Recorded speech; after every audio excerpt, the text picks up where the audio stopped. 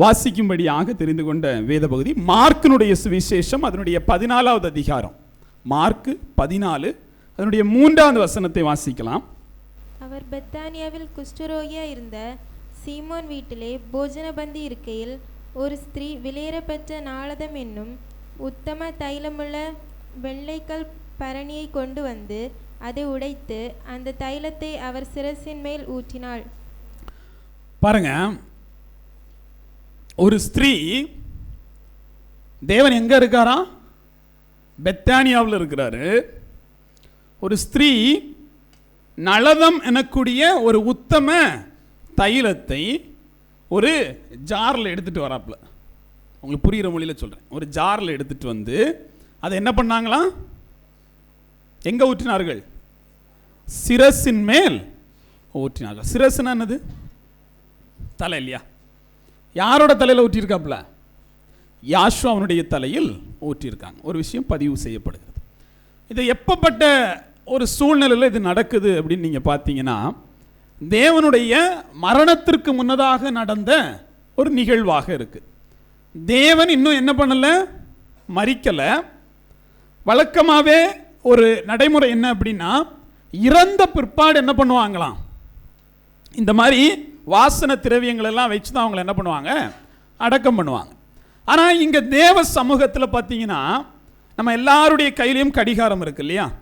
நம்மளால் அதை பார்க்க முடியுது. நம்ம கையில் ஃபோனும் இருக்குது, அதில் பார்க்க முடியுது. ரொம்ப முக்கியமானது பார்த்தீங்கன்னா, ஃபோனில் நீங்கள் எடுத்த உடனே திறக்காமலே பார்க்கக்கூடிய வாய்ப்பு நேரத்தை தான் காமிக்கும் இல்லையா? ஏன் அப்படின்னு பார்த்தீங்கன்னா, உங்கள்கிட்ட ஓடிக்கொண்டு இருக்கக்கூடிய முள்ளை நிப்பாட்டி நீங்கள் வைக்க முடியுமான்னு கேட்டால் இல்லை. அதுக்கு இப்படி யோசித்தரக்கூடாது. நான் வாட்சை ஓப்பன் பண்ணி கட்டையை கலத்தி வச்சா அப்படி நின்றோம் அப்படின்னு இல்லையா? யதார்த்தமான உலகில் நகரக்கூடிய ஒவ்வொரு நொடியும் நம்ம என்ன பண்ண முடியாது? நிப்பாட்டி வைக்க முடியாது. அப்படின்னா நம்முடைய காலங்கள் ஓடிக்கொண்டே இருக்குது. இந்த காலம் யாருக்கு வேண்டியும் என்ன செய்யாது? அது காத்திருக்காது. காலம் மட்டும் யாருக்காக என்ன செய்யாது? அது காத்திருக்கவே செய்யாது. இப்போ உங்களுடைய நேரம் ஓடுகிறது போல என்னுடைய நேரமும் என்ன செஞ்சுட்டு இருக்கு? ஓடிக்கிட்டே இருக்கு. பாருங்க, தேவ சமூகத்தில் இந்த நேரம் ரொம்ப முக்கியம் அப்படிங்கக்கூடியதை விளக்கக்கூடிய ஒரு செய்தி தான் இந்த ஸ்திரீயினிடத்திலிருந்து நம்ம கற்றுக்கொள்றது. இந்த ஸ்திரீ தேவன் சாகட்டோன்னு காத்திருக்கல. தேவன் சாகட்டும், நம்ம போய் என்ன பண்ணிக்கலாம்? இந்த நறுமணங்களை எல்லாம் கொண்டு போய் தேவன் மேலே ஊற்றிக்கலாம் அப்படின்னு சொல்லிட்டு அவள் காத்திருக்கல. இவள் தனக்கான ஊழியத்தை நிறைவேற்ற ஆரம்பிக்கிறாள். தனக்கான ஊழியம் என்ன அப்படின்னு பார்த்தீங்கன்னா, அங்கே இருக்கக்கூடிய சீஷர்கள் எல்லாம் முறுமுறுக்கிறாங்க. எவ்வளவு விலை உள்ளது, இந்த தைலத்தை கொண்டு போய் இவர் தலையில் ஊற்றி அது கீழே எல்லாம் ஓடுது, இதை எடுத்து விற்று அந்த பணத்தை தரித்திரனுக்கு கொடுத்து அவன் இன்னொரு கதை வச்சிருக்கான் இல்லையா? அப்படி பண்ணியிருக்கலாமே, இப்படி பண்ணியிருக்கலாமே இல்லையா? நம்ம என்ன பண்ணாலுமே அதில் இன்னொரு ஆளுக்கு ஒரு செகண்ட் ஒப்பீனியன் இருக்கும். இவன் இதை இப்படி பண்ணியிருக்கக்கூடாது, இதை இப்படி தான் பண்ணியிருந்துருக்கணும் இல்லையா? நம்ம சூழலில் நம்ம எப்படி பண்ணியிருப்போம் அப்படிங்கிறது நமக்கும் தேவனுக்கும் தான் தெரியும். ஆனால் இல்லை, இப்படி பண்ணியிருக்கக்கூடாது இல்லையா? கருத்துக்கள் வேற வேற இருக்கலாம். பாருங்க, தேவ சமூகத்தில் இந்த ஸ்திரீ ஒரு விஷயத்தை பண்ணிட்டாப்புல, அது சீஷர்களுடைய பார்வையில் அது எப்படி தெரிஞ்சிச்சு? தேவையில்லாததான் தெரிஞ்சு. ஆனால் தேவனுடைய பார்வையில் அது எப்படி தெரிஞ்சிச்சுன்னா, அவள் முந்திக் கொண்டாள் அப்படின்னு சொல்லிட்டு அவர் சொல்லுவார். என்ன சொல்லுவார்? அவள் முந்திக் கொண்டாள். அவள் வீணாக்கி விட்டார்னு உலகம் சொல்லிச்சு. தேவன் சொன்ன வார்த்தை என்ன? அவள் முந்திக் கொண்டாள். அருமையான தேவச்சனமே, வேதத்தில் நீங்கள் செய்ய வேண்டியது ஒன்னே ஒன்று. நீங்கள் எதை செய்தாலும் அதில் முந்திக் கொள்ள வேண்டியது அவசியமாக இருக்கு. அடுத்தவங்க செய்யட்டும் நான் செய்கிறேன்னு நீங்கள் காத்திருந்தீங்கன்னா அந்த வாய்ப்பு உங்களுக்கு என்ன செய்யும்? கிடைக்காம போயிடும். யார் யார் தேவ சமூகத்தில் முந்திக் கொள்கிறீர்களோ, ஜெபத்தில் என்ன பண்ணணும்? முந்திக் கொள்ளணும். உபவாசத்தில் என்ன பண்ணணும்? முந்திக் கொள்ளணும். தேவனுடைய காரியம்னு அதில் நம்ம என்ன பண்ணணும்? முந்திக் கொள்கிறவர்களாக இருக்கணும். இப்போ தேவ சமூகத்தில் வாரதுலேயும் என்ன பண்ணணும்? முந்திக் கொள்ளணும். 8 மணிக்கு ப்ரேயர்னா என்ன பண்ணணும்? முந்திக் கொள்ள ஆரம்பிக்கணும் இல்லையா? ஒரு 1/4 மணி நேரமாவது முன்னாடி வரணும். இப்போ தேவ சமூகத்தில் தேவன் அருமையாக அந்த ஸ்திரீயை குறித்து ஒரு சாட்சி சொல்லுகிறார்.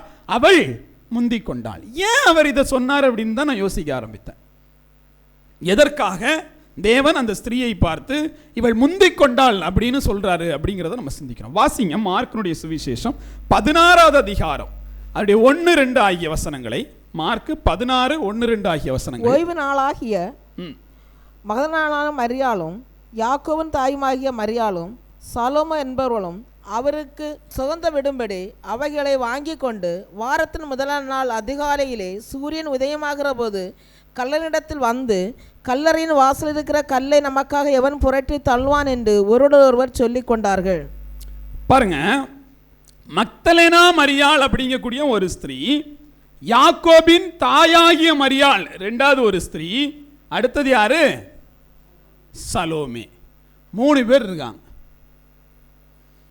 எத்தனை மரியாள்? இங்கே ஒரு 2 மரியாள் சொல்லப்படுது இல்லையா? பாருங்க, முதல்ல பண்ணது யாரு தான்? முதல்ல என்ன மரியாள்? பெத்தானியாவில் இருந்தாங்கல்ல, அவங்களும் யார் தான்? மரியாள் தான். அந்த மரியாள் முதல்ல போய் என்ன பண்ணியாச்சு? அது யார் இல்லை, யாசுவாவுடைய தாயின்னு நீங்கள் நினச்சிடக்கூடாது. அது யாரு? லாசருன்னு ஒருத்தர் இருந்தார் இல்லையா? அவருடைய சகோதரிகள் 2 பேர் இருந்தாங்க இல்லையா? அந்த மரியாள் தான் என்ன பண்ணது? முந்திக் கொண்டது.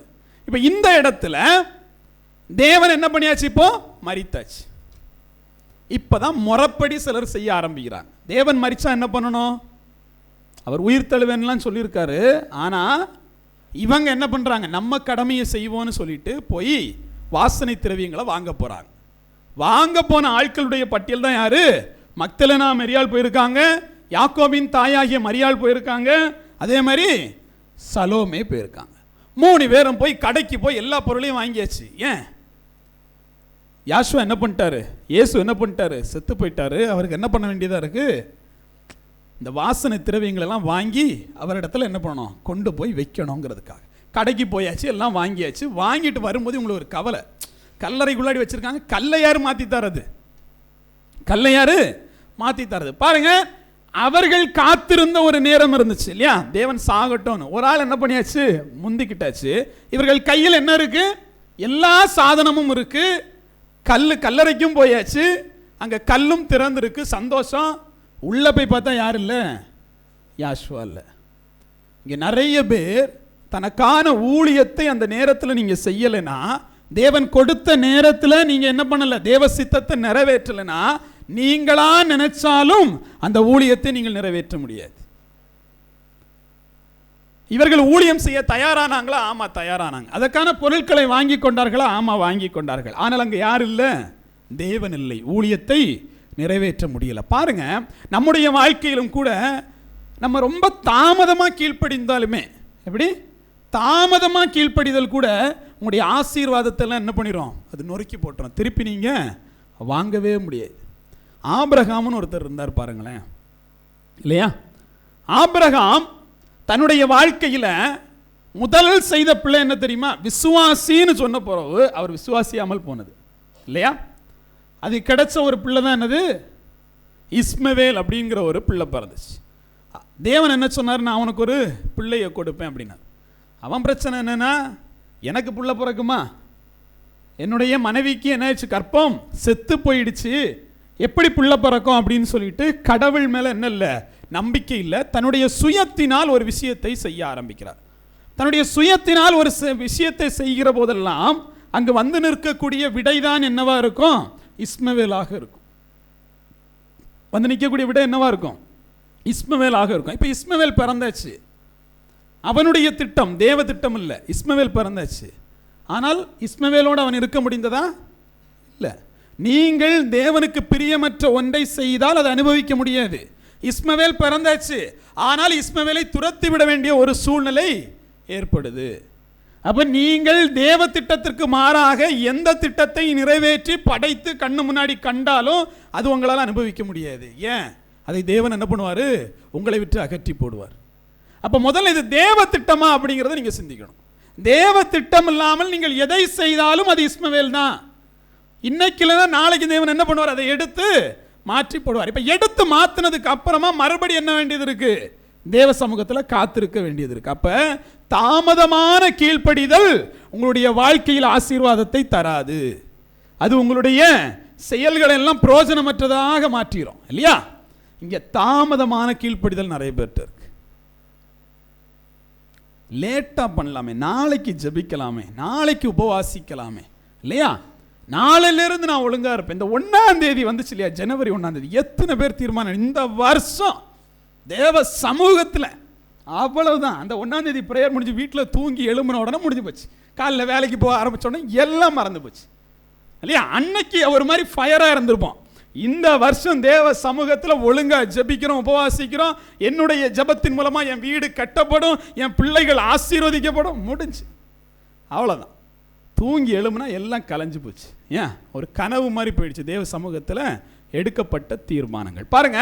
இந்த ஸ்திரீயை போல நிறைய பேர் என்ன பண்றதில்ல, முந்திக் கொள்றதில்ல. மாறாக காலம் தாண்டின அப்புறம் பிரச்சனை வந்தோடனே தேவ சமூகத்தில் தேடி வர ஆள தெரியுமா உங்களுக்கு? பிரச்சனை வர வரைக்கும் தேவனை தெரியாது, பிரச்சனை வந்துச்சுன்னா தேவனை தேடி போகணும். இப்போ பாருங்க, பிரச்சனை இன்னும் வரல, ஆனால் ஊழியத்தை நிறைவேற்றின ஒரு ஸ்திரீ தேவன் சொல்லுகிறாள், முந்திக் கொண்டால் அவருடைய ஊழியத்தை நிறைவேற்றினால் தேவனை பார்க்க முடிஞ்சிச்சு.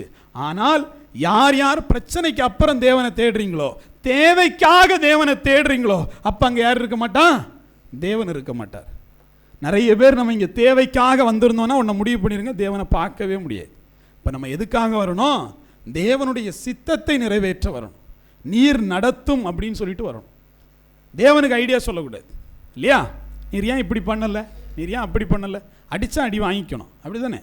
தேவன் அடித்தா என்ன பண்ணணும்? அடி வாங்கிக்க பழகணும். யோபுனுடைய வாழ்க்கையில் தேவன் கண்ணாபின்னமாக போட்டு அடித்தார் பார்த்தீங்களா? நீங்கள் எல்லா அடியையும் வாங்கிக்கிட்டு அப்படியே இருந்தனால பொழைச்சிக்கிட்டான். ரெட்டிப்பான ஆசீர்வாதம். தேவன் ஒரு கட்டத்தில் அப்படியே உயர்த்துவார், ஒரு கட்டத்தில் என்ன பண்ணுவார்? ஒட்டுமொத்தமாக தூக்கி கீழே போடுவார். இந்த உலகம் உங்களை தூஷிக்கும். யோபுனுடைய வாழ்க்கையில் மனைவி சொன்னா, என்ன சொன்னா? ஏன்டா இதுக்கு மேலே நீ உயிரோடு இருந்துட்டு பேசாம செத்து போயிரு அப்படின்னு சொல்லிட்டு கட்டின மனைவி சொல்றா, தன்னிடத்தில் இருந்த பெரிய வேலைக்காரர்கள் எல்லாம் காணாமல் போயிட்டாங்க இல்லையா? ஆஸ்திகள் எல்லாம் போயிடுச்சு. ஒன்றும் இல்லாதவனாக இருக்கிற போது அவன் கடைசியாக பிடிச்சு கொண்டது தேவனை மட்டும்தான். அதனால தேவன் என்ன பண்ணாரு? ரெட்டிப்பான ஆசீர்வாதத்தை கொடுத்தார். நீங்கள் இழக்குகிறீர்கள்னா என் தேவன் என்ன பண்ணாரு? உங்களை உயர்த்துவதற்காக ஒரு சோதனைக்குள்ளாடி கொண்டு போறார். எத்தனை பேர் இழந்திருக்கிறீங்களோ அத்தனை பேர் அந்த இழப்பிலேயே இருப்பதில் என் தேவன் என்ன பண்ணுவார்? உங்களை நிச்சயமாக உயர்த்துவார். ஆனால் என்ன தெரியணும்? தேவன் அடிக்கும் போது வாங்கி கொள்ள தெரியும். அடிங்க, நான் வாங்கிக்கிறேன், ஆனால் அவங்களுடைய சமூகத்தை விட்டு நான் போக போறதில்ல. அல்லேலூயா.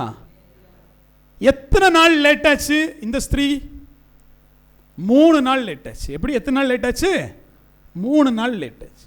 3 நாள் லேட் ஆனனால, வெறும் 3 நாட்கள் தாமதமானனால யாரை பார்க்க முடியல?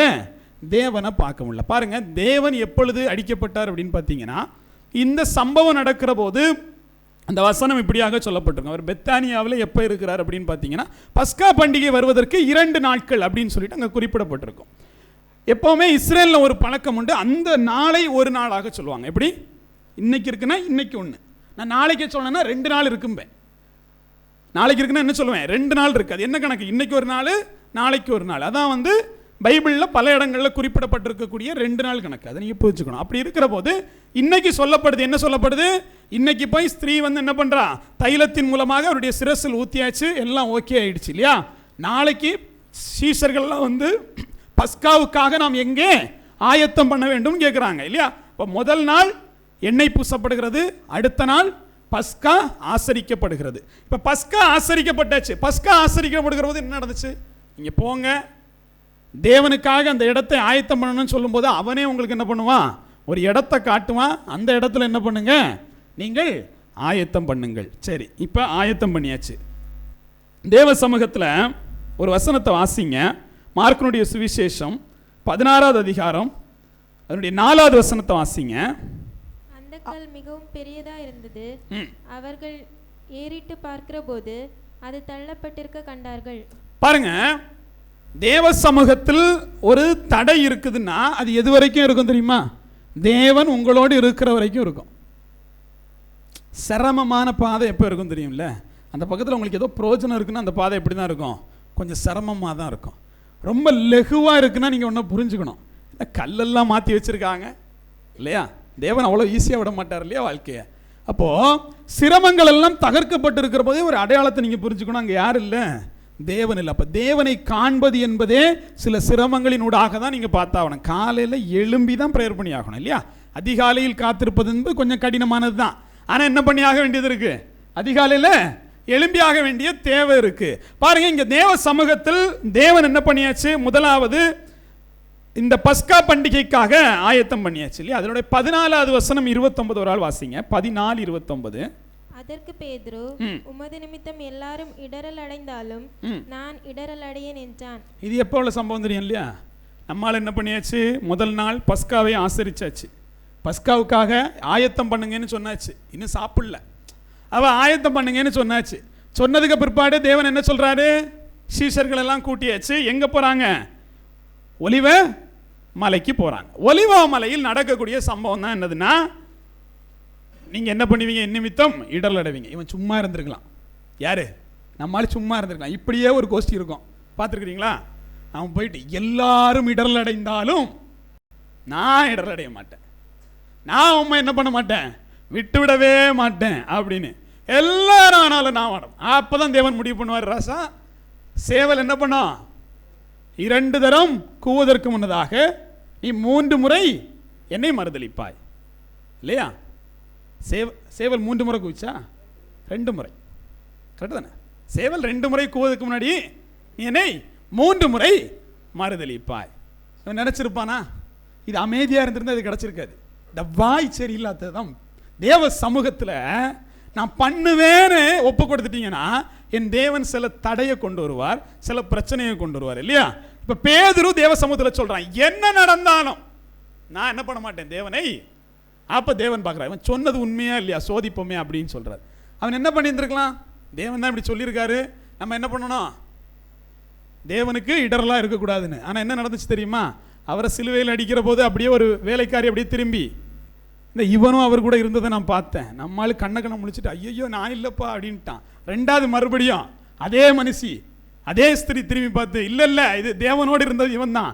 அப்பவும் இல்லை இல்லை நான் என்ன பண்ணல, அவர் எனக்கு தெரியவே செய்யாது, எனக்கு அவருக்கு சம்பந்தமே இல்லை அப்படின்னு. அப்புறம் அங்கே கூடியிருந்த சில மனிதர்கள் சொல்றாங்க, இல்லை இல்லை நிச்சயமாக இவன் தான் அப்படின்னு சொன்னோடனே அவன் சபிக்க தொடங்கினான் அப்படின்னு பைபிள் சொல்லுது இல்லையா? அவன் சபிக்க தொடங்கினான். உடனே என்ன ஆயிடுச்சு? கோழி 2வது முறை கூவிட்டு அவன் 3 முறை மறுதலித்தான் வேதம் சொல்லுது. அருமையான தேவச்சனமே, தேவ சமூகத்தில் நிறைய பிரச்சனை வரும். நமக்கு வார பிரச்சனைகள் எல்லாம் வாழ்க்கை சூழலில் வர பிரச்சனை இல்லையா? நீங்கள் எந்த பிரச்சனையை அனுபவிக்க ஆரம்பிக்கணும் தெரியுமா? தேவனுக்காக பாடுகளை அனுபவிக்க ஆரம்பிக்கிற போது தான் அது உண்மையான பிரச்சனை. இப்போ இருக்கிற உங்கள் பிரச்சனையும் மற்ற மனிதர்களுடைய வாழ்க்கையின் பிரச்சனையும் ஒன்று தான் இல்லையா? உடம்பு சரியில்லாமல் போகிறது, காசு தேவை இருக்கிறது, இதெல்லாம் ஒன்று தான். அதை தாண்டியதான சில விஷயங்களை நீங்கள் தேவனுக்காக பண்ணணும் இல்லையா? நம்ம மரிக்கிற போது உண்மையாகவே நான் மரிக்கிறேன், நான் தேவனுக்காக இதெல்லாம் செஞ்சுருக்கிறேன் அப்படிங்கிற ஒரு பட்டியல் இருந்துச்சுன்னா உண்மையாகவே அந்த நித்திரை எப்படிப்பட்டதாக இருக்கும்? அது மகிமை உடையதாக இருக்கும். இன்னைக்கு தேவ சமூகத்தில் நம்மளால் அந்த பட்டியலை இட முடியுமாங்கிறது தான் கேள்வி.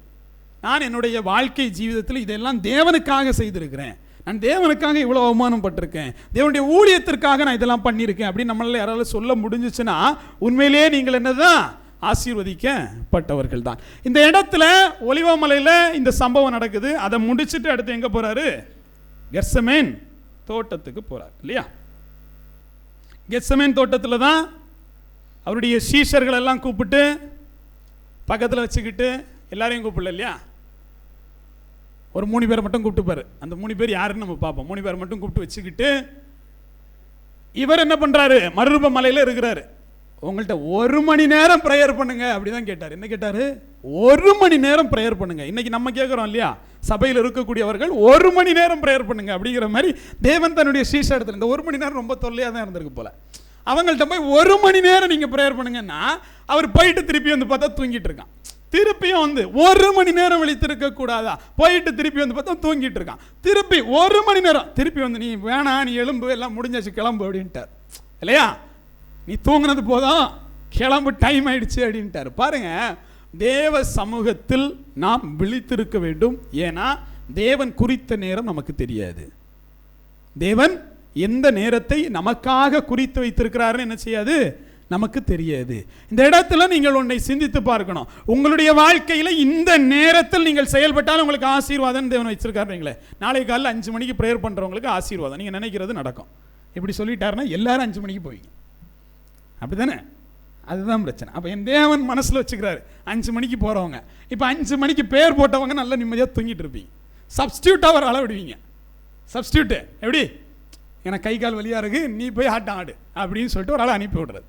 ஏன்னா நம்ம கிரிக்கெட் மேட்ச்சில் விளையாடுறோம் இல்லையா, எனக்கு பேர் போட்டாங்க, எனக்கு கை கால் வலியாக இருக்குது, கொஞ்சம் தூக்கம் வருது, தம்பி நீ போப்பான்னு அனுப்பி விடுறோம்ல, அந்த ஆசீர்வாதம் யாருக்கு போயிடுது? இந்த சப்ஸ்டியூட்டுக்கு போயிடுது. இப்போ தேவ சமூகத்தில் நமக்கான நேரத்தில் தேவன் ஆசீர்வாதத்தை வைத்திருக்கிறாரு. அந்த ஆசீர்வாதத்தை வேற யாரோ பெற்றுக்கொண்டு போகிறாங்க. பாருங்கள், தேவனோடு அருகாமையில் இருந்த யாக்கோபனுடைய தாய், அடுத்தது யாரு? மர்த்தலேனா, மரியாள், சலோமே, 3 பேருமே தேவனுக்கு நெருக்கமானவர்கள். பெத்தானியாவில் இருந்த மரியாளை விட, ஏன்னா பெத்தானியாவில் இருந்த மரியாள் லாசருவனூடாக தான், இவர்கள் அப்படி இல்லை, சீஷருடைய தாய், தேவனுடைய தாய் இல்லையா. இந்த இடத்துல நீங்கள் சிந்திக்க வேண்டியது, அவரோடு முழுக்க இருந்தவர்கள், உரிமை கொண்டாட வேண்டியவர்கள், ஆனால் அவர் என்ன பண்ணிட்டாங்க? விட்டுட்டாங்க. தேவன் இருந்த போது விட்டுட்டாங்க, இறந்த பிற்பாடு தேடினாங்க. அதுதான் சிக்கல். இங்கே நிறைய பேர் தேவன் நம்மோடு இருக்கிற போது அவர் என்ன பண்ணுறது இல்லை, கண்டுகிறது இல்லை, அவர் நம்மளை விட்டு கடந்து போன பிறகு தேடுறது. இதே தான் மனவாட்டியும் பண்ணிச்சு. என்னச்சு, தேவன் வந்து கதவை தட்டுகிற போது, ஐயையோ நான் மினிக்கிட்டு இருக்கிறேன், இப்போ எப்படி இறங்கி வாரது, எப்படி அழுக்காக்குறது அப்படின்னு நினச்சிட்டு இருக்கிற போது மணவாளன் என்ன செஞ்சிட்டாராம்? போயிட்டாராம். அப்போ தேவ சமூகத்தில் நீங்களும் நானும் தேவனுக்கான நேரத்தில் செயல்பட என்ன பண்ணணும்? ஆயத்தமாக இருக்கிறவர்களாக இருக்கணும். அந்த இடத்தை விட்டுட்டு பார்த்தீங்கன்னா, இப்போ இவர் வேலை வந்துச்சுன்னாரு. வேலை வந்துன்னு சொன்னோடனே அடுத்து என்ன நடந்துச்சு? அங்கே இருந்து எல்லா போர் சேவர்களும் வந்தாச்சு. இவர் என்ன பண்ணியாச்சு? பிடிச்சாச்சு, பிரதான ஆசாரியரிடத்தில் கொண்டு போயாச்சு. இதெல்லாம் என்னைக்கு நடந்துச்சு? அவர் பஸ்கா சாப்பிட்டு முடிச்சதுக்கு அப்புறமா நடக்குது இல்லையா. அவரை பிடிச்சாச்சு. அடுத்த நாள், அதாவது என்னாச்சு? ஸ்திரீ என்ன போட்டாச்சு, அடுத்த நாள் பஸ்கா அன்னைக்கு அவரை பிடிச்சாச்சு. அடுத்த நாள் அன்னைக்கு சாயங்காலமே பிரதான ஆசாரியன் இடத்தில் கொண்டு போயாச்சு. இப்ப பிரதான ஆசாரியன் இடத்தில் இருந்து பிளாத்தூன் இடத்தில் கொண்டு போகப்படுகிறாங்க அடுத்த நாள். ஏன் பிளாத்தூன் இடத்துல? பிரதான ஆசாரியனுக்கு சிலுவையில் அறையக்கூடிய அதிகாரம் இல்லை. அப்ப அவங்களை ஆட்சி செஞ்சு கொண்டிருந்த கவர்னர்ட்ட அனுப்புறாரு இல்லையா. இப்ப பிளாத்தூன் இடத்துல போறாங்க. பிளாத்து பார்க்குறான், இவன்ட்ட ஒரு குறையும் இல்லையே, என்ன பண்றது? இல்லை, இவனை சாவடியும் அப்படின்ட்டு மக்கள் எல்லாம் சேர்ந்து என்னது, இவரை சாவடிக்க வேண்டும் அப்படின்னு. இப்போ இவனுக்கு வேற வழி தெரியல. இவனும் பாருங்க, தேவ சமூகத்தில் கலிலேயன் என்று விசாரித்து, லூக்கா 23:6 வாசிங்க. கலிலேயா என்பதை பிலாத்து கேட்டபொழுது, இந்த மனுஷன் கலிலேயனா என்று விசாரித்து, அவர் ஏரோதின் அதிகாரத்துக்குள்ளானவர் என்றறிந்து அந்நாட்கள் எருசலேமிலே வந்திருந்த ஏரோதினிடத்தில் அவரை அனுப்பினான். இப்போ ஏரோதுக்கும் இந்த பிலாத்துக்கும் ஆகவே ஆகாது, 2 பேருக்கும் ஆகாது. அதிகாரத்தில் ஒரு சண்டை. ஆனால் தேவனை கொலை செய்கிற போது 2 பேரும் சேர்ந்துட்டாங்க, 2 பேருக்கும் சண்டை. இப்போ இவர் வந்து கலிலேயன் என்று அறிந்த உடனேயே இவருக்கு நான் நியாய தீர்ப்பு கொடுக்கறத விட ஏரோதுட்டு ஒன்று போட்டுமே அப்படின்னாச்சு. ஏரோது இவரை பற்றி பல விஷயம் கேள்விப்பட்டிருக்கிறார். அப்போலேருந்து ஒரு காண்டு உண்டு. இன்னொரு விஷயம், நிறைய கேள்விப்பட்டும் போது இவர்கிட்ட போய் நிறைய கொஸ்டின் கேட்குறாரு, இது எப்படி அது எப்படின்னு. அவர் மௌனமாகவே இருக்கிறார். அவனுக்கு கோவம் வந்துடுச்சு. அவருடைய சேவர்களோடு சேர்ந்து இவனும் சேர்ந்து ஏரோதும் சேர்ந்து என்ன பண்ணுறாங்க? யாசுவாவை அவர்கள் அவமானப்படுத்த தொடங்கினார்கள். அதுக்கப்புறம் என்ன பண்ணுறாங்க பார்த்தீங்கன்னா, அவருக்கு மினுக்கான வஸ்திரங்களை கொடுத்து, அதோடைய 11-12 வாசிக்கிற போது மினுக்கான வஸ்திரங்களை கொடுத்து அவர் என்ன பண்ணுறாங்க? மறுபடியும் அவர் யார்கிட்டையும் அனுப்புகிறாங்க? இதே பிலாத்தூன் இடத்துல அனுப்புகிறாங்க. இப்போ அன்னைக்கு நடக்கிறது. மறுபடியும் என்ன ஆச்சு? பிலாத்தூன் இடத்தில் வந்தாச்சு. பஸ்கா முடிந்த அடுத்த நாள் இது நடக்குது. அது என்ன நாள்? வேதம் சொல்லுகிறது அது ஆயத்த நாளாக இருந்தது என்று சொல்லி. அது என்ன நாளாக இருந்துச்சு? ஆயத்த நாளாக இருந்துச்சு. அப்போ முதல் நாள் பஸ்கா நாள், அடுத்த நாள் என்ன வந்துச்சு?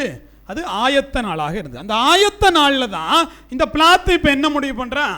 சரி, இவருடைய காரியத்தை என்ன பண்ணிடுவோம், நம்ம முடிச்சு விட்டுருவோம்னு சொல்லிட்டு கொல்கதாவில் அவரை கொண்டு போய் மண்டைவோடு எனப்பட்ட இடத்தில் வைத்து அவர் என்ன பண்ணுறாங்க? சிலுவையில் அடிக்கிறார்கள். அடித்தாச்சு. இதுக்கு இடப்பட்ட சம்பவங்கள் நிறைய உண்டு. நேரம் காரணமாக நான் என்ன பண்ணுறேன், உள்ள நிறைய மனிதர்களுடைய ஊழியங்கள் உண்டு. அவரை கொண்டு போகிற போது ஒரு இளைஞன் வருவான் இல்லையா. அதுக்கப்புறம் அவருடைய கல்லறையில் வைப்பதற்கு ஒரு ஊழியம் உண்டு. இது எல்லா ஊழியங்களும் உண்டு. ஆனால் நம்ம செய்தி அதை குறித்ததில்லை. அதனால நான் என்ன பண்ணுறேன், அடுத்த விஷயத்துக்கு நகர்ந்து போகிறேன். பாருங்க, இப்போ இவரை கொண்டு போய் என்ன பண்ணியாச்சு? இவரை கொன்னாச்சு. இவரை என்ன பண்ணியாச்சு? கல்லறையில் வைத்தாச்சு. கல்லறையில் வைத்தது எத்தனாவது நாள்? ஸ்திரீ எண்ணெய் போட்டதுக்கு 2வது நாள், ஆயத்த நாளில் நடக்குது.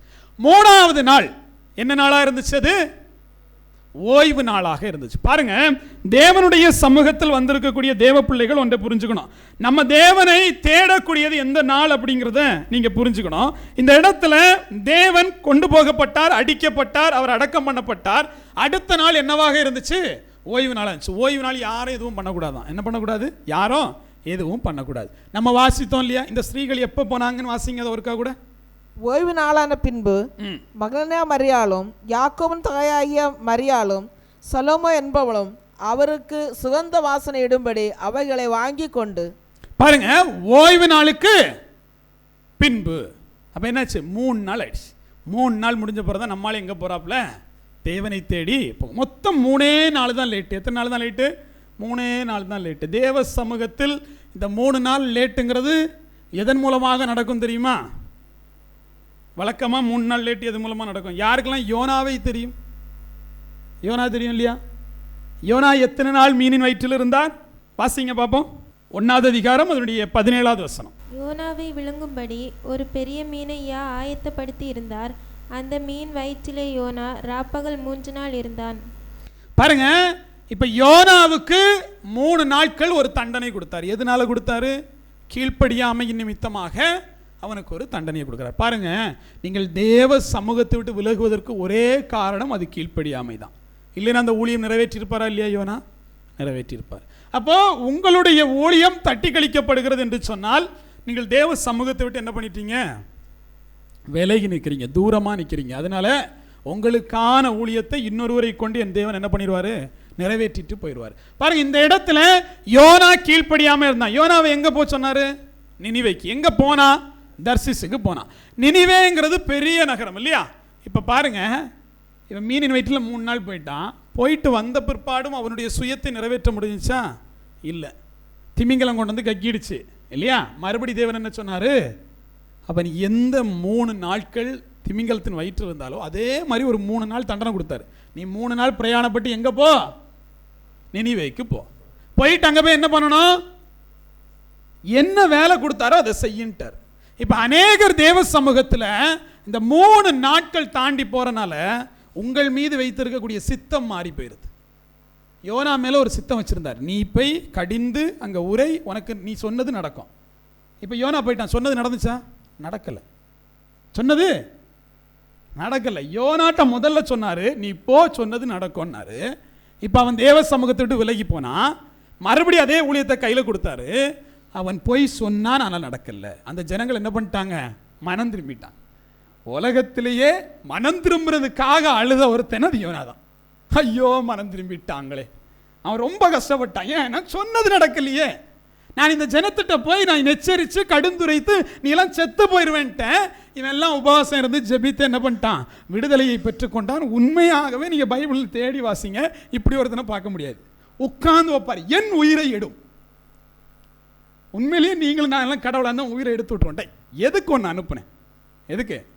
அந்த ஜனத்திற்கு புத்தி சொல்லி அவங்களை திருத்துறது. திருந்தா சந்தோஷப்படக்கூடிய ஒரு கூட்டம் இருக்கும். திருந்திட்டானேன்னு சொல்லிட்டு வருத்தப்படக்கூடிய ஒருத்தர் யோனா தான். என்ன காரணம்னு புரியுது இல்லையா? தேவன் உண்மையாகவே ஒரு ஊழியத்தை வைத்திருந்தார். அந்த நேரத்தில் நீங்கள் செஞ்சிருந்தா அந்த காரியம் வாய்த்திருக்கும். அந்த நேரத்தில் அவன் செய்யலை. 3 நாட்கள் தாமதமானதனுடைய விளைவு அவன் போய் சொன்னான், ஆனால் காரியம் நடக்கலை. அதை அவன் அவமானமாக கருதிட்டு போய் என்ன பண்ணிட்டான்? ஒரு குடிசையை கட்டுறான். குடிசைக்குள்ளாடி போயிட்டு உட்கார்ந்துருக்கான். பாருங்க, குடிசைக்குள்ளாடி போய் உட்கார்ந்துருக்கான் இல்லையா? இங்கே நிறைய பேர் இப்போ குடிசைக்குள்ளாடி போய் உட்கார்ந்துருக்கோம். என்ன காரணம் தெரியுமா? தேவன் ஒன்றுக்கு அனுப்புனாரு, கீழ்ப்படியலை. அங்கே ஒரு காரியமும் நடக்கலை. ஜெபித்து பார்த்தாச்சு, உபாசித்தாச்சு, ஒன்றும் நடக்கலை. அப்புறம் போயிட்டு சரி கொஞ்சம் ஓய்வெடுப்போன்னு சொல்லிட்டு பல பேர் தங்களுக்கான குடிசையை போட்டுட்டு உட்கார்ந்துருக்கோம். நல்ல ஒரு சூழல் இல்லையா? குடிசை இருக்கு. இப்போ தேவ சமூகத்தில் என் தேவன் எதை கட்டளையிடுகிறார்? ஆமணக்கு செடியை வளருவதற்கு கட்டளையிடுகிறார். நீங்கள் நல்லா பாருங்க, ஆமணக்கு செடியை வளர சொன்னது யாரு? தேவன். எவ்வளவுன்னு பாருங்க. ஒரு மனுஷனை எந்த அளவுக்கு துன்பப்படுத்தலான்னு பாருங்க. நம்ம நல்லா இருப்போம் வாழ்க்கையில், திடீர்னு யாராவது ஒருத்தரை கொண்டு வருவார். இல்லை திடீர்னு என்ன செய்யும்? ஒரு மனுஷன் வருவான், நல்ல பாயாசமாக பேசுவான், ஐயோ சூப்பராக இருக்கேன் அப்படின்னு சொல்லிட்டு அவர்கிட்ட பேச ஆரம்பிப்போம் இல்லையா? கடைசியில் அதுதான் என்ன செய்யும்? நம்ம வேலையே நம்ம தலையில் கால் எடுத்தால் தான் வைக்குங்கிற மாதிரி ஒரு செடி என்னாச்சு? அருமையாக வளர்ந்துச்சு. இவனுக்கு பார்க்க சப்பா, தேவன் கட்டளை இட்டது நிழலாக இருக்கிறது, மகிழ்ச்சி. இப்போ தேவன் மறுபடி சூரியனுக்கு கட்டளை இடுகிறார். சூரியனுக்கு கட்டளை இடுகிறார். சூரியனுக்கு கட்டளை இட்டு அது என்ன செய்யுது? இதை பட்டு போக செய்கிறது இல்லையா? அதோட முடிச்சுக்கல, மறுபடி காற்றுக்கு கட்டளை இடுகிறார். உஷ்ணமான காற்று அவன் மேல் வீசுகிறது. இப்போ அவன் கடுப்பாயிட்டான். ஒரு மரத்தை வளர வச்சிங்க, நிழல் வந்துச்சுன்னு சந்தோஷப்பட்டேன் இல்லையா? திடீர்னு என்ன பண்ணீங்க? சூரியன் வந்தாச்சு இல்லையா? ஆட்டோமேட்டிக்காக என்னாச்சு? இது பட்டு போயாச்சு. இப்போ என்னாச்சு? காற்று வந்தாச்சு. வாசிங்க அதை. மறுநாளிலே கிழக்கு வெளுக்கும் நேரத்தில் தேவன் ஒரு பூச்சியை கட்டளையிட்டார். அது ஆமணக்கு செடியை அரித்து போட்டது. அதனால் அது காய்ந்து போயிற்று. சூரியன் உதித்த போது தேவன் உஷ்ணமான கீழ்காற்றை கட்டளையிட்டார். அப்பொழுது வெயில் யோனாவுடைய தலையில் படுகிறதுனால் அவன் சோர்ந்து போய் தனக்குள்ளே சாவை விரும்பி நான் உயிரோடு இருக்கிறதை பார்க்கலும் சாகிறது நலமாக இருக்கும் என்றான்.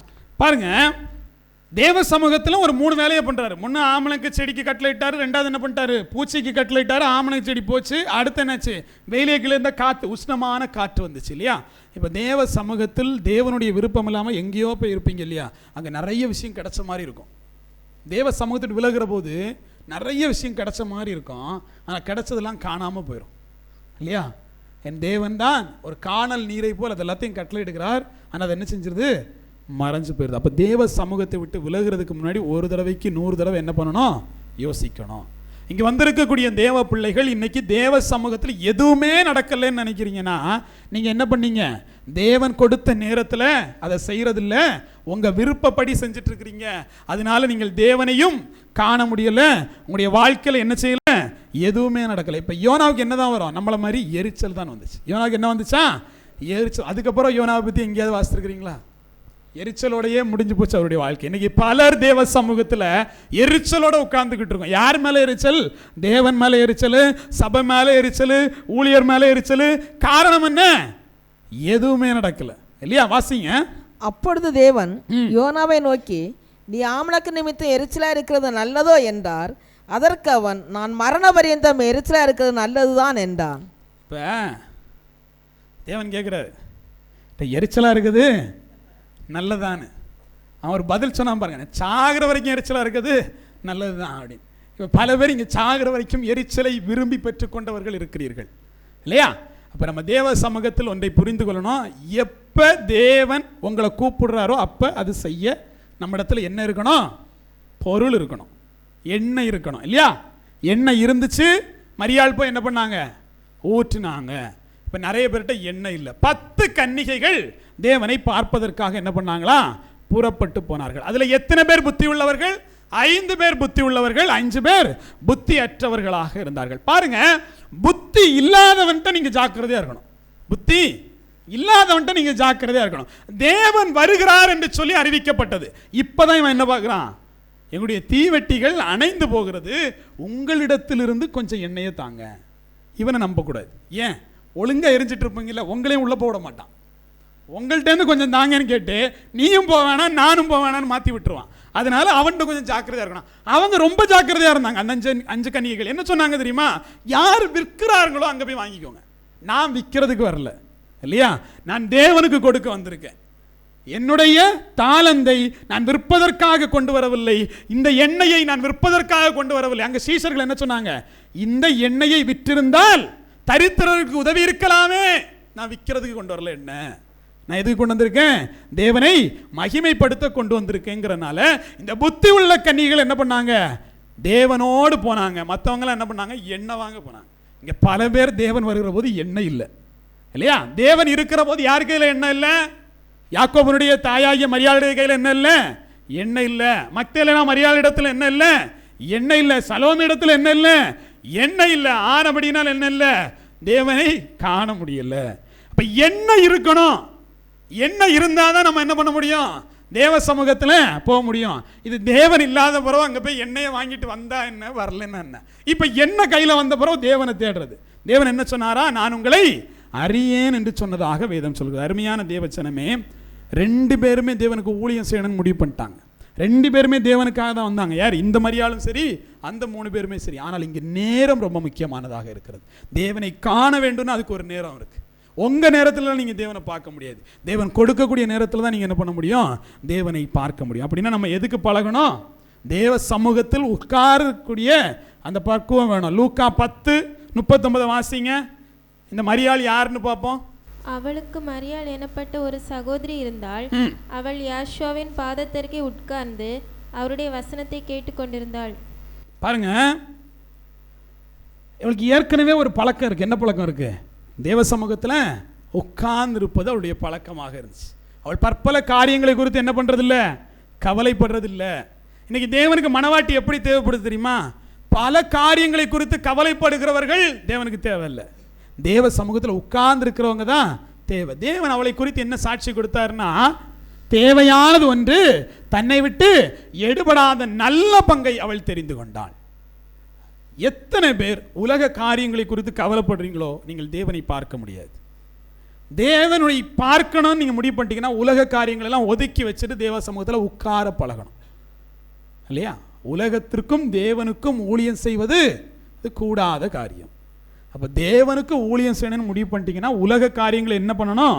ஒதுக்கி வைக்க பழகணும். பாருங்க, தேவன் நம்மளுடைய வாழ்க்கையில அற்புதங்களை செஞ்சிருக்கிறாரு. ஆனால் நம்ம என்ன பண்ணிடுறோம்? தாமதமாக வரோம் தேவ சமூகத்தில். எப்படி? எல்லா விஷயத்திலையும் தாமதம். அந்த தாமதம் தான் உங்களுடைய ஆசீர்வாதத்தை குலைக்குது. அந்த தாமதம் தான் உங்களுடைய எதிர்பார்ப்பை நொறுக்குது. அப்போ தேவ சமூகத்தில் எப்போவுமே முந்திக் கொள்ள பழக வேண்டும். எதுக்கு பழகணும்? முந்திக் கொள்வதற்கு பழக வேண்டும். பாருங்க, அந்த 14வது அதிகாரத்தில் தேவன் அந்த வார்த்தையை சொல்லுவார், அவள் முந்திக் கொண்டாள் அப்படின்னு சொல்லிட்டு. அதை தொடர்ச்சியாக நீங்கள் வாசிக்கிற போது மார்க்கு சுவிசேஷம் 14வது அதிகாரம் வாசிங்க. இவள் தன்னால் ஏன்றதை செய்தாள், நான் அடக்கம் பண்ணப்படுவதற்கு எத்தனமாக என் சரீரத்தில் தைலம் பூச முந்திக் கொண்டாள். என் சரீரத்தில் தைலம் பூச முந்திக் கொண்டாள். அவள் எப்படிப்பட்டவன்? முந்திக் கொண்டாள். வேற யாருக்காவது அந்த பாக்கியம் கிடைச்சிச்சா? இல்ல. அதுக்கு அடுத்த வசனம் சொல்கிறது, இந்த சுவிசேஷம் எங்கெல்லாம் அறிவிக்கப்படுமோ அப்பொழுதெல்லாம் இவளை நினைவு கூறுவார்கள் என்று சொல்லுது. அல்லேலூயா. அப்ப அது ஒரு பெரிய ஊழியம். அந்த ஊழியத்தை 3 பேர் தவற விட்டார்கள். ஒருத்தி மட்டும் என்ன பண்ணா? அதை பெற்றுக்கொண்டாள், அதை செய்து முடித்தாள். இன்னைக்கு ஊழியம் எல்லாருக்கும் பொதுவானது. அதை பலர் தவற விட்டு கொண்டே இருக்கிறோம். நாம் தவற விடுவது ஊழியத்தை மட்டுமல்ல, ஆசீர்வாதத்தையுமாக இருக்கிறது. தேவ சமூகத்தில் வருகிறவர்கள், இந்த வசனம் ரொம்ப முக்கியம். அந்த 7வது வசனம் வாசிங்க. 14:7. தரித்திரர் எப்பொழுதும் உங்களிடத்தில் இருக்கிறார்கள், உங்களுக்கு மனதுண்டாகும் போதெல்லாம் நீங்கள் அவர்களுக்கு நன்மை செய்யலாம், நானோ எப்பொழுதும் உங்களிடத்தில் இரேன். நிறைய பேர் என்ன நினைச்சிட்டு இருக்கோம்னா, தரித்திரனுக்கு உதவி பண்ணா பரலோகத்துக்கு போயிடலாம். நிறைய பேர் இந்த கான்செப்ட் இருக்கு இல்லையா? ஆனா நீங்கள் தேவனை விட்டுட்டு தரித்திரனை பிடிக்கிறதுனால எந்த பிரயோஜனமும் இல்லை. பிச்சைக்காரனுக்கு 10 ரூபா பிச்சை போட்டுக்கிட்டு பெரும் மிதப்பில் நான் ரொம்ப நல்லவன் அப்படின்னு நினைச்சிங்கன்னா அதனால எந்த பிரயோஜனமும் இல்லை. அந்த 10 ரூபாய்க்கு சிகரெட் வாங்குறானா குடிக்கிறானான்னு யாருக்கும் தெரிய போகிறது இல்லையா? அப்போ இங்கே தேவ சமூகத்தில் தேவனுக்கு நீங்கள் என்ன பண்ணீங்கிறது தான் ரொம்ப முக்கியம். தரித்திரனுக்கு நீங்கள் பண்ணது 2வது விஷயம். முதல்ல தேவ சமூகத்தில் நீங்கள் இருக்கிறீங்களா இல்லையாங்கிறது தான் முக்கியமான விஷயமாக இருக்கிறது. பாருங்க, ஒரு வசனத்தை வாசிக்கலாம். மார்க்குடைய சுவிசேஷம் 3:17. செபதேயாவின் குமாரனாகி யாக்கோபு, யாக்கோபின் சகோதரனாகி யோவான், இவ்விருவருக்கும் இடிமுழக்கம் என்று அர்த்தம் கொள்ளும் பெலனோர்கோஸ் என்கிற பெயரிட்டார். பாருங்க, இங்க பெவனர்கேஸ் எனக்கூடிய ஒரு பெயரை விடுறாரு இல்லையா? யாருக்கு இந்த பெவனர்கேஸ்ங்கிற பெயரை விடுறாரு? யாக்கோபுக்கும் யோவானுக்கும். அதனுடைய அர்த்தம் என்னவா? இடிமுழக்கத்தினுடைய மக்கள் அப்படிங்கக்கூடியது இல்லையா? 2 பேருக்கு ஒரு பெயர் இடுறாரு. எதனால இந்த பேர் இட்டாரு? பாருங்க, தேவ சமூகத்தில் இவங்க 2 பேரும் எப்படிப்பட்டவர்கள் நீங்கள் பார்க்கணும். தேவன் என்ன பண்ணுறாரு? அடிக்கப்படுவதற்கு முன்னாடி எருசலேமுக்குள்ள அடி போகணும்னு முடிவு பண்ணுறாரு இல்லையா? எருசலேமுக்கு போக்கு முன்னாடி கலிலியாவுக்குள்ள அடி போயிட்டு வரலான்னு தீர்மானிக்கிற போது கலிலியாவுக்குள்ளே போனால் மக்கள் ஏற்றுக்கல. அவரை ஏற்றுக்கல. உடனே வந்துக்கிட்டு இவர்கள் சொல்லக்கூடிய வார்த்தை என்ன தெரியுமா? நீங்கள் இப்போ சம்மதிச்சா, அந்த வசனம் ரொம்ப அருமையாக இருக்கும். அது ஒரு ஆள் வாசிங்க. லூக்கா 9:53-54. அவர் எருசலேமுக்கு போக நோக்கமாக இருந்தபடியினால் அவ்வூரார் அவரை ஏற்றுக்கொள்ளவில்லை. அவருடைய சீஷராகிய யாக்கோபும் யோவானும் அதை கண்டபோது, ஆண்டவரே, எலியா செய்த போல வானத்திலிருந்து அக்கினி இறங்கி இவர்களை அழிக்கும்படி நாங்கள் கட்டளையிட உமக்கு சித்தமா என்று கேட்டார்கள். எப்படி தேவன்கிட்ட போயிட்டு, வானத்திலிருந்து அக்கினி இறங்கி இவர்களை அழிக்க எலியா செஞ்சது போல நாங்க செய்யறதுக்கு உமக்கு சம்மதமா? இப்ப சொன்னீங்கன்னா வானத்திலிருந்து என்ன இறங்கிடுவேன்? அக்கினி இறங்கிடுவேன். அவரு அடுத்த நிமிஷம் என்ன பண்ணாரு?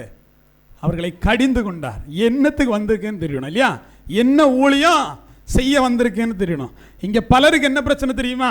தங்களுடைய ஆவிக்கு என்ன வேலை தேவன் கொடுத்துருக்காருன்னு தெரியாது. எல்லாத்தையும் செய்யணும். எலியாவை போல் எடுத்து உடனடியா வானத்தில் இருந்து, அமைதியா உட்கார்றா, உனக்கு அந்த ஊழியம் இல்லை இல்லையா?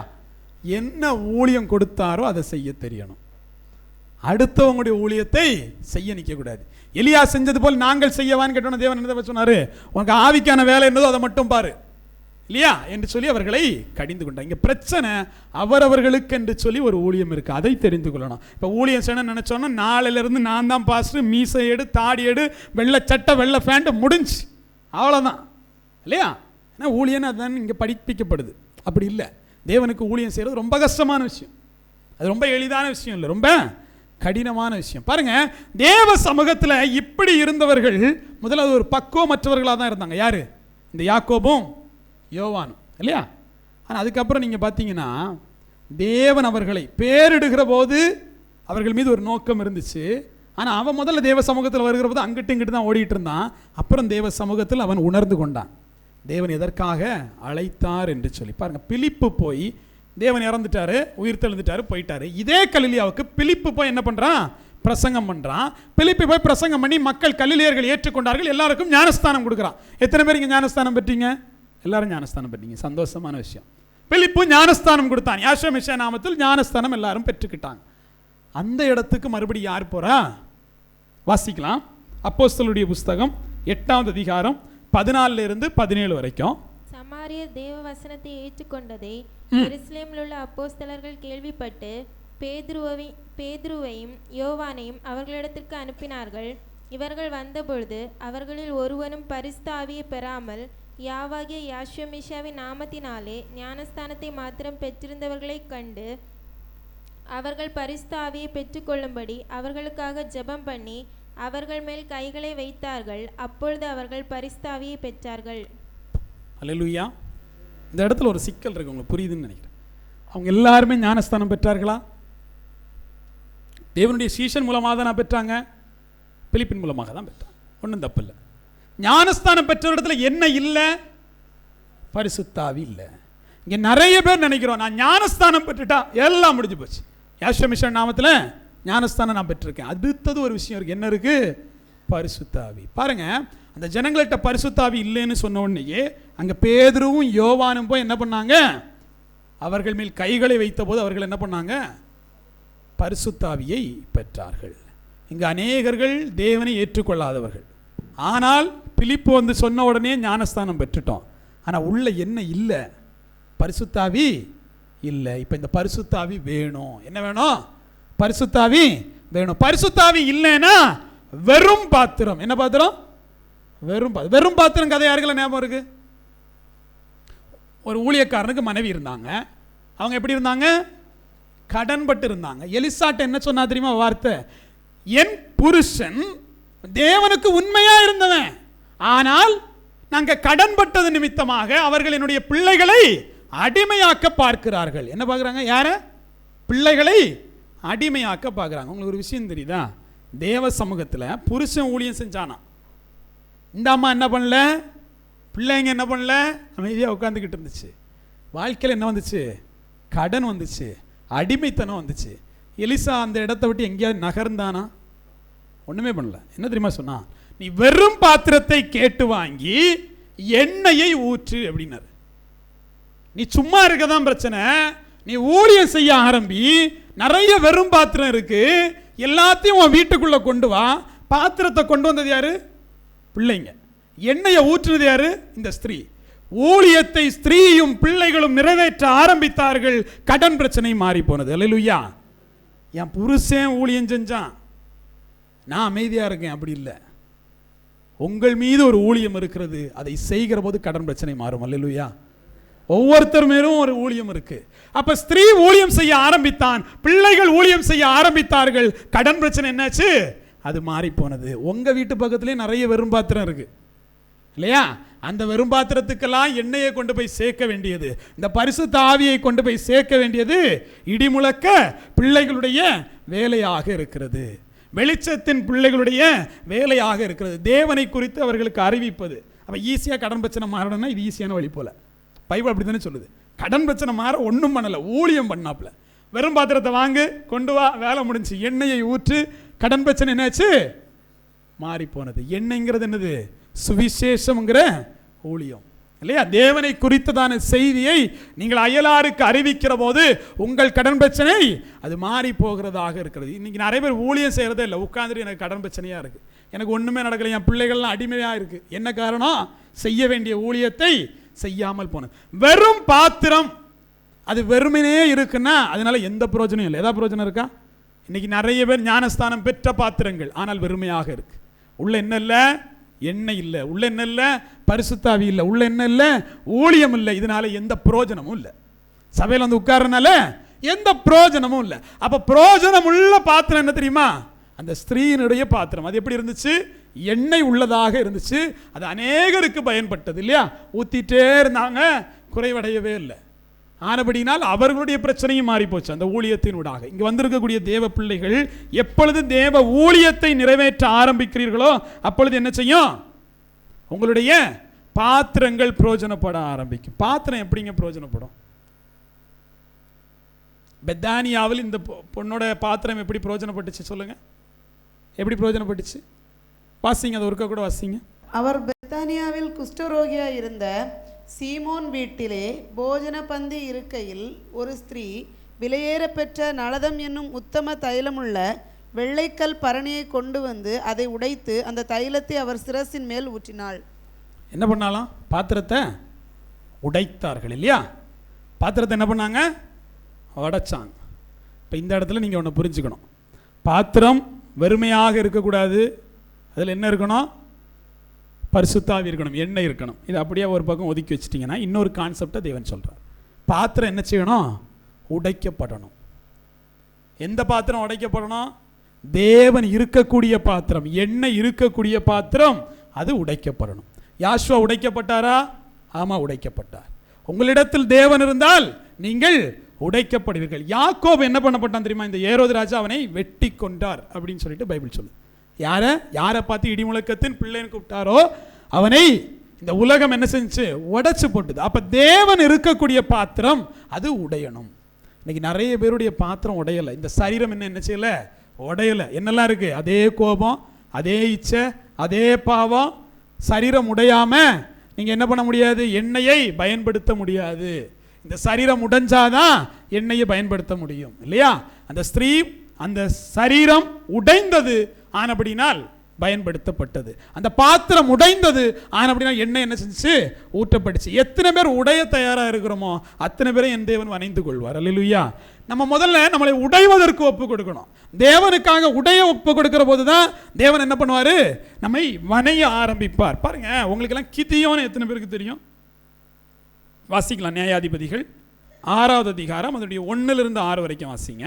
பாருங்க, இந்த இடத்துல இஸ்ரவேல் ஜனங்கள் இருக்காங்க, அடிமையாக இருக்காங்க. இப்போ நம்ம எல்லாம் எங்கே போக போகிறோம் தெரியுமா? சண்டை போட போகிறோம் இல்லையா? நீங்கள் எப்பெல்லாம் சண்டை போட போகிறீங்களோ அப்போல்லாம் உங்களுக்கு ஒரு 3 விஷயம் தேவை. என்ன விஷயம் தேவை? அதை கிதியோன்ட்ட தான் கேட்கணும் இல்லையா? நீங்கள் சண்டை போட போகிறீங்கன்னா உங்களுக்கு என்ன தேவை? ஒரு 3 விஷயம் தேவை. வாசிங்க. நியாயாதிபதிகள் 7வது அதிகாரம் அதனுடைய 16வது வசனத்திலிருந்து வாசிக்கிறேன். அந்த 300 பேரை 3 படையாக வகுத்து அவர்கள் ஒவ்வொருவர் கையிலும் ஒரு எக்காலத்தையும் வெறும் பானையையும் அந்த பானைக்குள் வைக்க வேண்டிய தீவெட்டியையும் கொடுத்து. என்னெல்லாம் கொடுக்கணும்? 3 விஷயம் கொடுக்கணும். ஒன்று என்ன? வெறும் பானை. அதில் என்ன இருக்கணும்? வெளிச்சத்துக்காக தீவெட்டி. அடுத்து என்ன இருக்கணும்? ஒரு எக்காலம். போருக்கு போக வேண்டியவன்ட்ட வழக்கமாக என்னெல்லாம் இருக்கணும்? கத்தியோ கம்போ தடியோ இருக்கலாம். ஆனால் கிதியோன் கூட்டிட்டு போன 300 பேர்கிட்ட என்ன இருந்துச்சு? வெறுமனே 3 விஷயம். போருக்கு போகும்போது இனி எல்லாரும் பானையை தூக்கிட்டு போகணும். பானைக்குள்ளாடி என்ன இருக்கணும்? ஒரு தீவெட்டி இருக்கணும். அப்புறம் கையில் என்ன இருக்கணும்? எக்காலம் இருக்கணும். பாருங்க, தேவன் அற்புதமாக உங்களை வழிநடத்த விரும்புகிறார். நீங்கள் நான் அடித்து தான் வெற்றி பெறுவேன்னு சொன்னால் தோத்துட்டு திருப்பி தான் வரும் இல்லையா? எரியோ கோட்டையின் மதில் நிற்குது, போய் இடித்து மூக்க உடச்சிக்க கூடாது. ஸ்தோத்திரம் பண்ணால் இடிஞ்சிரும்ட்டார். அப்போ ஸ்தோத்திரம் மட்டும்தான் பண்ணணும். உங்கள் பிரச்சனை பெருசாக இருக்கலாம், தேவன் என்ன சொல்கிறாரோ அதை செய்யணும். அல்லேலூயா. இப்போ உங்கள் பிரச்சனை எதுவாக வேணா இருக்கலாம். என் தேவன் என்ன தெரியுமா சொல்கிறாரு? நீ போகும்போது கையில் ஒரு வெறும் பானையை எடுத்துக்க, அந்த பானைக்குள்ளே ஒரு தீவெட்டியை வச்சுக்க, கையில் என்ன வச்சுக்க? ஒரு எக்காலத்தை வச்சுக்க. பாருங்க, 1,20,000 போர் வீரர்கள் அந்த பக்கம். இவன் 30,000 பேர் இருந்தான். அவன்கிட்ட சொல்லிட்டார் 30,000 பேர்லாம் தேவையில்லை, 300 பேர் மட்டும் வாங்கிட்டார். 300 பேரை மட்டும் கூட்டிகிட்டு போய் இந்த 1,20,000 பேர் நிற்கிறார் இல்லையா, அவங்களை எதிர்க்க கையில் ஈட்டி இல்லை, கம்பு இல்லை, ஒரு பானை. ஆளுக்கு ஒரு பானையை தூக்குன்ட்டார் இல்லையா? வெறும் பாத்திரம். என்ன பாத்திரம்? வெறும் பாத்திரம். வெறும் பாத்திரத்துக்குள்ள என்ன இருந்துச்சு? ஒரு தீவெட்டி இருந்துச்சு. தீவெட்டி வெளியே தெரியக்கூடாது. என்ன தெரியக்கூடாது? வெளிச்சம் வெளியே தெரியக்கூடாது. இரவு ஆகிற போது என்னாச்சு? இரவு ஆகிற போது நேரம் பாருங்க, தேவன் குறிக்கக்கூடிய நேரம். இரவு ஆகிற போது நீங்கள்லாம் என்ன பண்ணுங்க? இதை எடுத்துட்டு போங்க. 1,20,000 பேர் என்ன பண்ணிட்டு இருக்கான்? உறங்கிட்டு இருக்கான். ஆள்லாம் நல்ல தூக்கம். நேரம் ரொம்ப முக்கியங்கிறது. தேவன் சொல்லக்கூடிய நேரத்தில் தான் நீங்கள் செயல்படணும் இல்லையா? உங்கள் விருப்பத்துக்கு பட்ட பகலில் பானை எடுத்துகிட்டு போனீங்கன்னா குத்தி கொண்டு போடுவான். அவன் என்ன பண்ணோம்? நைட்டு போனால் நைட்டு தான் போகணும் இல்லையா? லைட்டை உள்ளே வச்சாச்சு, மூடியாச்சு, பானையை தூக்கிட்டு 300 பேர் போகிறான் பாருங்க. எல்லாம் சுற்றி படுத்து கிடக்குறான். எந்த அளவுக்கு அறிவாளியாக இருக்கானுங்கன்னு பாருங்க. பானையை தூக்கிட்டு போயிட்டு தேவன் சொல்றார், நான் எப்போ சொல்றனோ அப்போ என்ன பண்ணணும்? நீ பானையை உடைக்கணும். நான் எப்போ சொல்றேனோ அப்போ பானையை உடைக்கணும். 300 பேர் எல்லாம் உறங்கி கிடக்குறானுங்களா, சுற்றி வளைச்சாச்சு. வளைச்சிக்கிட்டு கையில் கத்தி கம்பு ஒன்றும் இல்லை, எவனையும் அடிக்கலாம் முடியாது. 1,20,000 பேர் இவன் குத்தி தீக்கவும் முடியாது. ஏன்? மொத்தம் 300 பேர். அவன் எல்லாரும் சேர்ந்து படுக்கும்போது காலை தூக்கி போட்டு அவன் விழுந்துருவான். 300 பேர் தான், மொத்த பேர் காலை கூட தாங்க முடியாது இல்லையா? இவன் கையில் என்ன கொண்டு போறான்? பானை. பாருங்க, தேவன் போடுறான்ட்டார். இப்போ இவன் யோசிக்கலாம், பானையை போட்டு அவனை எழுப்பி விட்டு என்னை சாவடிச்சிருவீரா அப்படின்னு யோசித்தா முடிஞ்சு போச்சு. வேலை ஒன்று தான், பானையை கொண்டு போடு. பானை உடைந்தது, வெளிச்சம் வெளியே வந்துச்சு. என்ன வந்துச்சு? வெளிச்சம் வெளியே வந்துச்சு. உடனே எக்காலத்தை ஊதுனான். எல்லாரும் மாறி மாறி வெட்டிக்கிட்டு செத்தான். பாருங்க என்ன நடந்துச்சு? என்னதான் நடந்துச்சு? பானை உடஞ்சிச்சு, வெளிச்சம் தெரிஞ்சிச்சு, எக்காலம் மூதப்பட்டுச்சு, எல்லாரும் மாறி மாறி வெட்டிட்டு செத்தான் இல்லையா? இப்போ யோசிங்க, நான் எதிர்முனையில் இருந்த போர் வீரன். யாரு? எதிர்முறையில் இருந்த போர் வீரன். நான் படுத்து தூங்கிட்டு இருக்கேன். திடீர்னு சொல்லிட்டு ஒரு சத்தம் கேக்கு, பானை உடஞ்ச சத்தம். முழிச்சு பார்க்குறேன், சுத்தி 300 வெளிச்சம். சுத்தி என்னது? 300 வெளிச்சம். எக்காலம் ஊதப்படுகிறது. எக்காலம் யார் கையில் இருக்குன்னு தெரியுமா? பிரதான ஆசாரியன் இடத்துல கையில் தான் இருக்கும். யார்கிட்ட இருக்கும்? பிரதான ஆசாரியன் இடத்துல இருக்கும். 1000 பேர்னா ஒரு படைத்தளபதி இருப்பார். எத்தனை பேர் இருப்பாரு? ஒரு படைத்தளபதி. அந்த ஒரு படைத்தளபதி தான் கையில் என்ன இருக்கும்? எக்காலம் இருக்கும். இப்ப நான் முழிச்சு பார்க்கிற போது என்னை சுற்றிலும் என்ன இருக்கு? வெளிச்சங்கள் இருக்கு. என்னை சுற்றிலும் என்ன இருக்கு? எக்காலம் இருக்கு. 300 எக்காலம். அப்ப எத்தனை பேர்? 30 லட்சம் பேர் என்ன சுத்தி நிற்கான். எத்தனை பேர் நிற்கான்? 30 லட்சம் பேர் சுத்தி நிற்கிறான். சுத்தி என்னவா இருக்கு? வெளிச்சமா இருக்கு. இப்ப அங்க ஒரு வெளிச்சம் தெரியுது. அதுல வந்து நிக்கிறவன் யாரு? பிரதான ஆசாரியன் இல்லையா? அதாவது என்னது? தளபதி இல்லையா?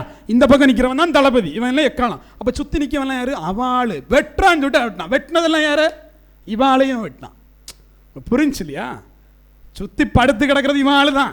ஆனா இவன் என்ன நினைச்சுக்கிட்டான்? எழும்பும் போது இதுல யார் நிக்கிறா? தளபதி நிக்கிறாரு.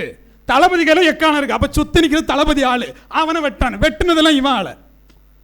நைட்டு வேற தெரிகிறது. ஒருத்தனுக்கு மூஞ்சி தான் தெரியும். யாருக்கு மூஞ்சி தெரியும்?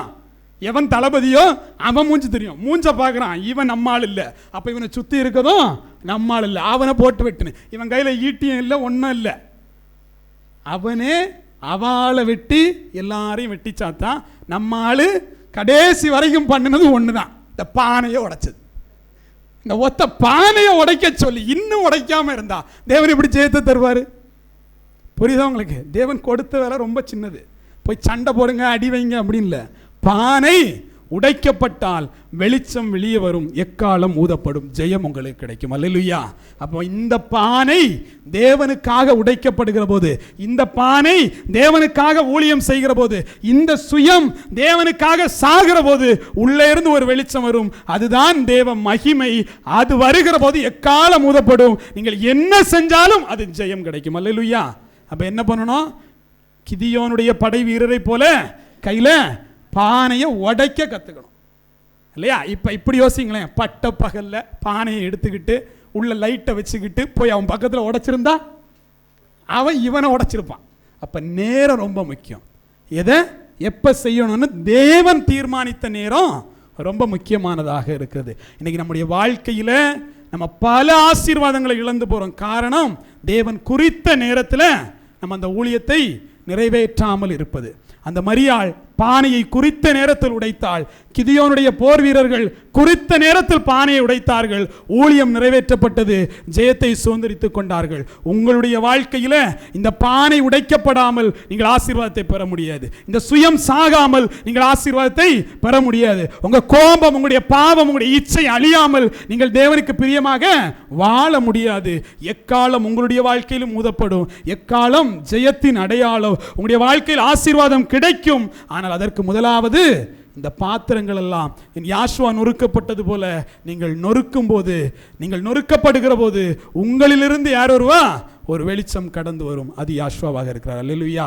நீங்கள் உலகத்திற்கு வெளிச்சமாக இருக்கிறீர்கள். நீங்கள் இங்க அநேக குருடர்கள் இருக்காங்க, அவங்களுக்கெல்லாம் என்ன பண்ண போறீங்க? வழிகாட்டக்கூடியவர்களாக, தேவ நாமத்தை பறைசாற்றக்கூடியவர்களாக மாறுகிற போது என் தேவன் உங்களை ஆசீர்வதிக்கிறவராக இருக்கிறார். கடன் பிரச்சனை இருக்கு இல்லையா, கஷ்டமா இருக்கு.